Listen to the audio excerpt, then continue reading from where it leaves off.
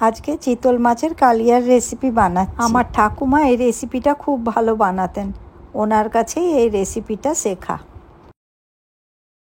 সর্বপ্রথমে মাছগুলো ভালো করে ধুয়ে নিয়েছি।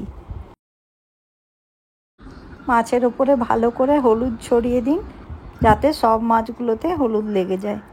নুন ছড়িয়ে দিলাম, দিয়ে ভালো করে মাছগুলোকে নুন হলুদ দিয়ে মাখিয়ে নিলাম। দু পিঠটাই যেন ভালোভাবে নুন হলুদ দিয়ে মাখানো হয়ে যায়। এই মাছটাকে আধা ঘন্টার জন্য একে ম্যারিনেট হতে ছেড়ে দিলাম। তা করতে মাছের কি মশলা হবে সেই মশলাটা রেডি করে নিচ্ছি।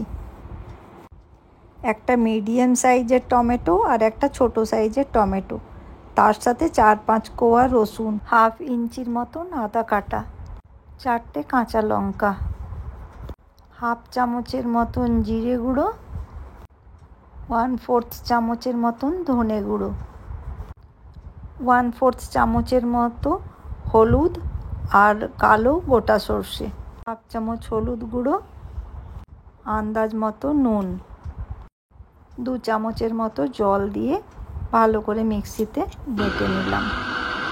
দেখুন বাটা হয়ে গেছে। এটা কালারটা কি সুন্দর এসেছে। মশলা তো রেডি হয়ে গেল, এবারে চলুন মাছগুলো ভেজে নিই। এক পাশটা ভাজা হয়ে গেছে, উল্টে নিচ্ছি অন্য পাশটা ভাজার জন্য। এই দুটো মাছ ভাজা হয়ে গেছে, মাছ ভাজা দুটো তুলে রাখছি। এবার আরও দুটো মাছ আছে, ওই দুটো মাছটাও ভেজে নিচ্ছি। এই মাছগুলো গরম তেলে দিয়ে দিলাম, এইগুলোও ভাজা হয়ে গেল, এইগুলো তুলে নিচ্ছি।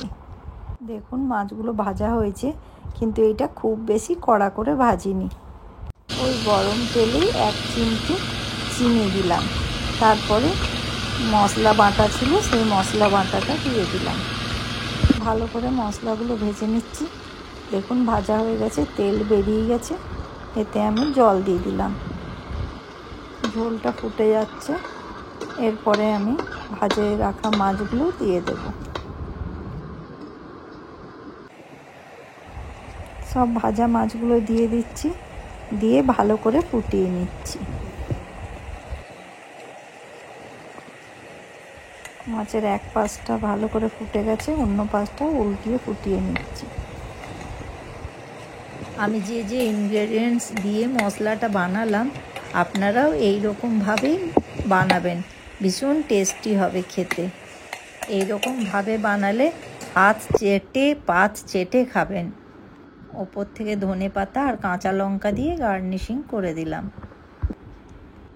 ধনেপাতা না থাকলে নাও দিতে পারেন, কিন্তু কাঁচা লঙ্কাটা অবশ্যই দেবেন।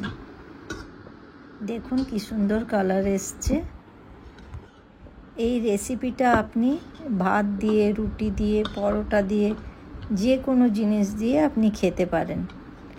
পোলাও, ফ্রাইড রাইস সব কিছু দিয়েই একদম লাজবাব।